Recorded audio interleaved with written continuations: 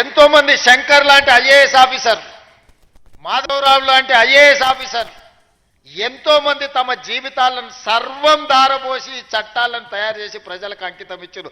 Revenue శాఖలో ఎన్నో లక్షలాది మంది ఈ 75 సంవత్సరాల పనిచేసిన వాళ్ళ కృషి వల్లనే రెవెన్యూ శాఖకు ఈ తెలంగాణ రాష్ట్రానికి ఒక గుర్తింపు వచ్చింది. మేం చేసే తప్పిదాలను కప్పిపుచ్చుకోవడానికి మిమ్మల్ని దోషులుగా నిలబెట్టే విధానానికి నేను వ్యతిరేకమని చెప్పి నేను స్పష్టంగా చెప్పదలుచుకున్నా. జరగవచ్చు, అక్కడో ఇక్కడో తప్పు జరగవచ్చు. అన్ని వ్యవస్థలలో ఉన్నట్టు, అన్ని సంస్థలలో ఉన్నట్టు రెవెన్యూ శాఖలో కూడా ఎవరైనా కొంతమంది ఉండొచ్చు. అంత మాత్రాన శాఖను మొత్తాన్ని దోషిగా నిలబెట్టి ప్రజల ముందు వాళ్ళను అవమానించే విధంగా మాట్లాడే విధానాన్ని నేను వ్యతిరేకిస్తున్నాను. ఆనాటి ముఖ్యమంత్రి మాట్లాడిన మాటలు మీరు చూసిండ్రు. శాసనసభలో ఏ విధంగా మాట్లాడిండో, శాసనసభ బయట రెవెన్యూ సిబ్బందిని, రెవెన్యూ శాఖను ఏ రకంగా దూషించడం మీరు చూసిండ్రు.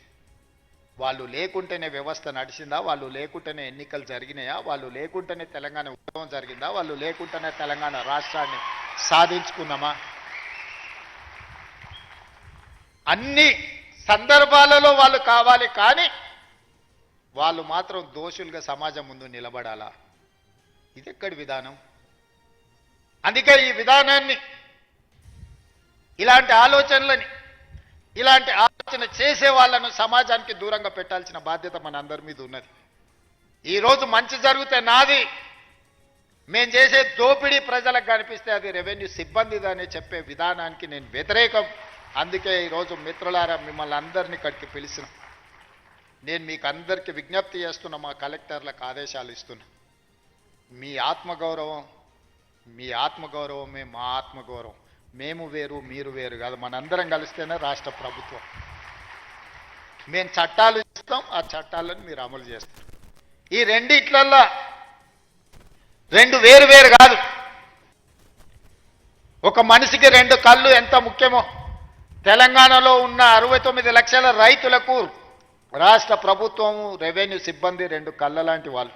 ఈ 2 కళ్ళు సరిగ్గా ఉన్నప్పుడే సమాజాన్ని మనం చూడగలుగుతాం, ఈ సమాజానికి మేలు చేయగలుగుతాం. అందుకే గ్రామాన వెళ్ళండి. ఏదైతే మన ప్రతిష్టకు భంగం కలిగిందో, మనల్ని అనుమానించే విధంగా, మనల్ని సమాజంలో దోషులుగా నిలబెట్టే ఆలోచన విధానాన్ని ఈరోజు ప్రక్షాళన చేయాలి, కడగాల్సిన అవసరం ఉన్నది. ఆ ప్రజల దగ్గరికి వెళ్ళి ప్రజా దర్బార్లు నిర్వహించి రెవెన్యూ సదస్సుల ద్వారా ప్రజల సమస్యలు తెలుసుకొని ఎవరి భూమి వాళ్లకు పక్కాగా లెక్క ప్రకారం లెక్క రాద్దాం.